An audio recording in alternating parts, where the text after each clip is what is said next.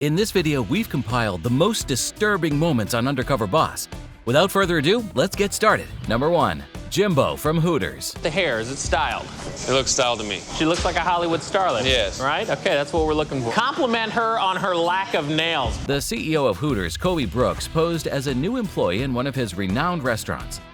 Prior to starting his work, Kobe emphasized the significance of the general manager and wanted to see how this particular branch's GM managed operations. However, what he witnessed turned out to be completely unexpected. Jimbo made it very clear that, we are about the Hooters girl. Get another tattoo before tomorrow, too, okay? He was very clear on what the brand's about. I don't think he's clear on how the brand should be treated. Jimbo's mistreatment and disrespectful behavior towards the servers was a frequent occurrence.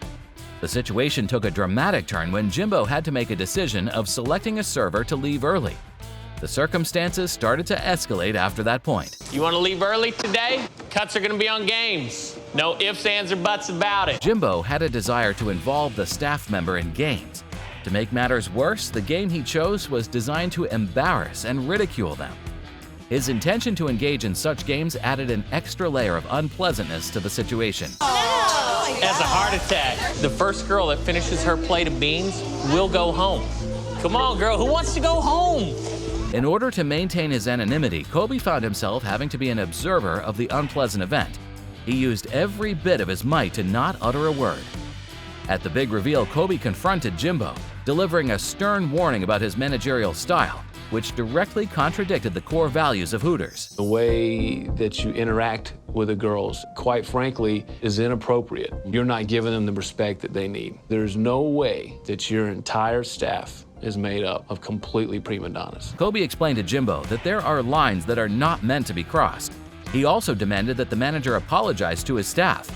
But despite the CEO pointing out everything he did wrong, Jimbo attempted to justify his actions. If I'm too competitive and if I'm too harsh, man, it works. I do have a track record of building sales and you can build fostering. profit all you want. That's not what I want. It's all about being respectful. Number 2.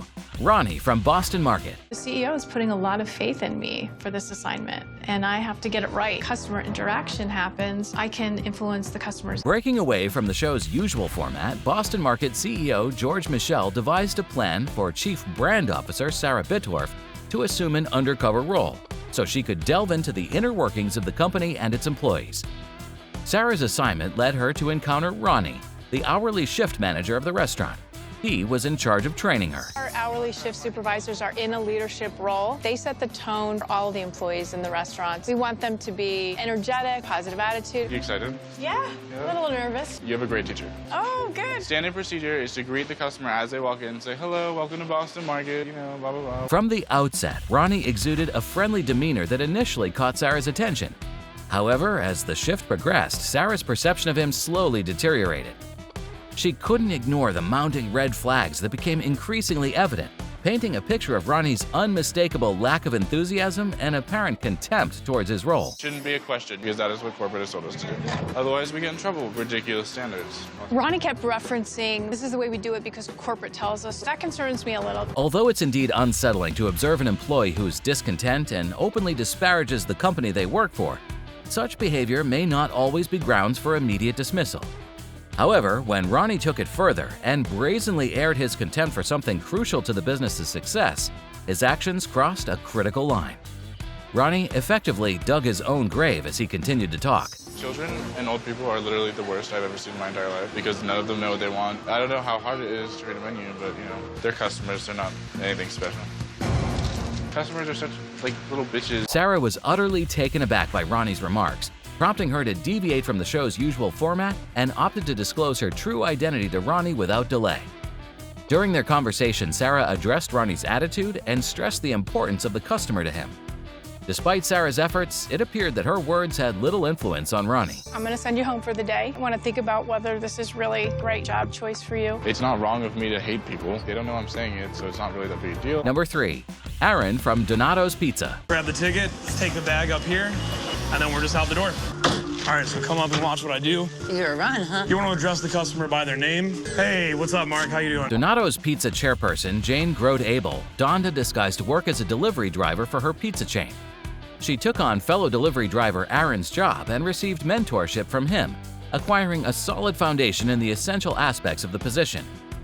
While working alongside Aaron, Jane was impressed by his adeptness at balancing efficiency and speed with maintaining excellent customer relationships. I love that Aaron had a really great customer service balance with speed. Your total was 15:18. All right, now run. All right, boom. We're at 1 minute and 8 seconds. That was good, right? That was epic. Aaron's perfect picture of what a delivery driver is. Aaron seemed to be an exemplary delivery driver. Jane expressed admiration for the young man's skills and qualities.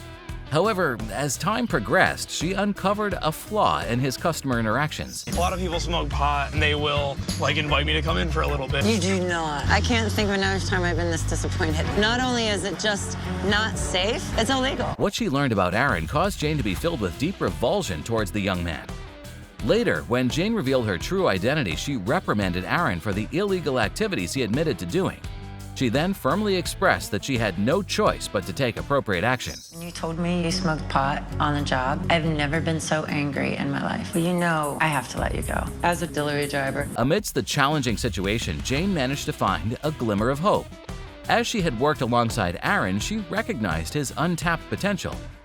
Jane offered Aaron a position that could potentially benefit both of them. But I want to make a deal with you because I do like you. You do a lot of the right things. I'm going to give you a second chance. If you can take a drug test in 30 days, come back and work in the kitchen. Number 4, Danielle from GSI Commerce. She's going to be able to help you out learning the systems a little bit better there. I need all the help in the world. Our job is to be the punching bag and take the abuse. Michael Rubin, GSI Commerce founder and CEO, went undercover to assess his staff and explore potential systemic improvements for the company. He went in as a trainee and was placed under Danielle's supervision at one of GSI's call centers.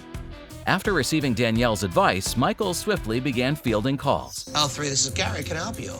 It got canceled due to a setup error. The setup error means this wasn't the customer's fault at all. You need to put it through at the price that's on the website today. No, I'm not waiting on a credit to be issued. Earlier, Danielle told Michael that it was their responsibility to keep the consumer satisfied.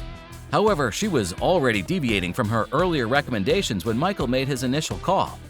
The client on the line was uncooperative, but Danielle just further worsened the situation. She's overpowering you right now. Do you see the email that was sent Yes. to me on November? Yes, I see the email. Yeah, I asked to put her on hold. I absolutely, You're not getting it. see the email. You have to sound confident at this point and put her in her place. But don't we want to make her happy? We can't make her happy. Danielle became unpleasant to the caller as the conversation went on. She was showing a lack of effort to make a positive impression on clients. Michael found it challenging to resist the temptation of abruptly ending the call so he could address Danielle's behavior right then. You're not letting me talk, so I can't help you, I Elizabeth. took every bit of constraint I had. She didn't want to make the customer happy. Okay, corporate's number is 1-800. When it was time for Michael to reveal who he was, he conveyed his disappointment and frustration regarding Danielle's attitude toward the customer.